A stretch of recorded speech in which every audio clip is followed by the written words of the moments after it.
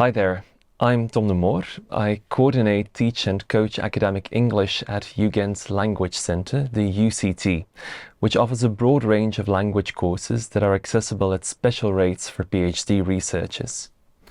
Now, as a linguist and cultural manager, I started to specialise in application skills, which has grown into a large chunk of my appointment. On a regular basis, I coach researchers in applying for positions within and outside of academia, including FWO and ERC funding. Each year, hundreds of profiles pass by, proving most of all that applying is not an exact science. An interview, application file or CV differs according to the sector, region, type of function and personality of the applicant. However, certain trends and common struggles can definitely be observed. So in the next couple of minutes, I want to present you with a couple of frequently raised questions and share my take on them.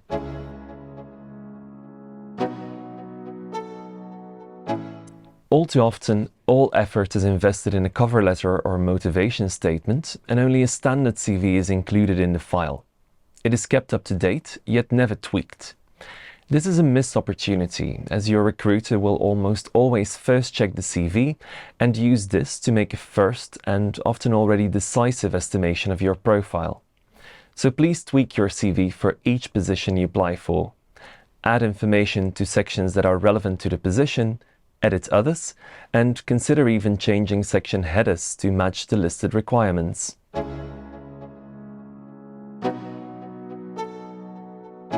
The good news here is that both answers to this question are correct, depending on the narrative you want to present.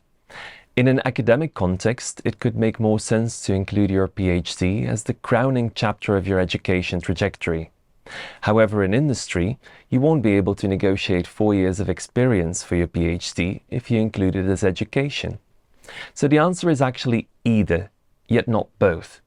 Don't include your CV in both sections, as redundancies and repetition should be avoided in a CV. Oh, and please never use the term PhD student in your application file, as this downplays the responsibilities you've been taking on.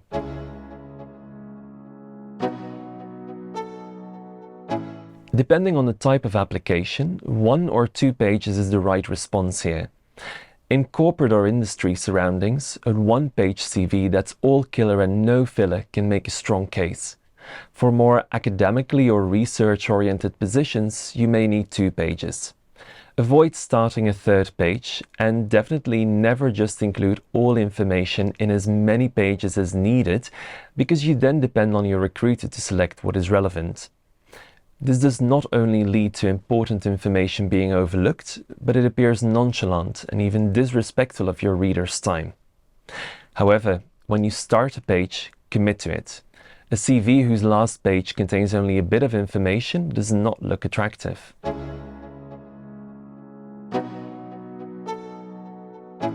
An important adage of CV writing is that what is most important takes up most space.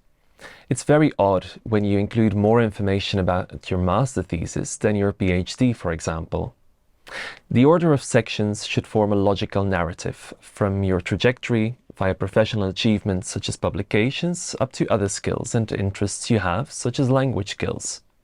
These sections make the CV easy to scan, which we clearly see in the way an eye moves across the CV. Please use text effects only for layouting purposes. Highlighting what you find most important disrupts the professional feel of the layout and can even have an adverse effect, seemingly manipulating your reader.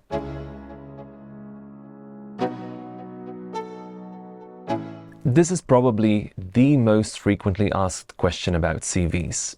An easy answer cannot be provided, as it depends on the region you are applying in.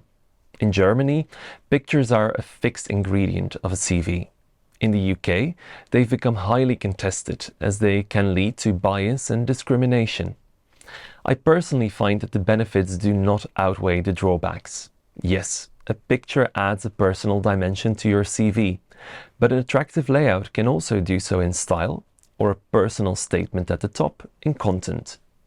I think we've all witnessed how seeing a picture immediately causes constituting a personality around it in our heads, which sparks bias. An exception is, of course, when your appearance matters for the position.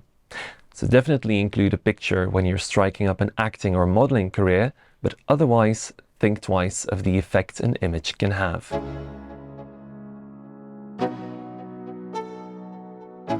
So there you go. These were a few commonly raised issues related to CVs. Please do not see this content as rigid do's and don'ts, but rather as points of inspiration that can raise awareness about how what you present comes across to a recruiter or jury. Interpret the information within the specific context of an application, and especially within your personal profile. I hope to see you around at Ghent University, for example in the Transferable Skills Doctoral Schools module Applying for a Post-PhD Job, where we will discuss all facets of an application procedure in depth, or for a foreign language course at the University Language Centre.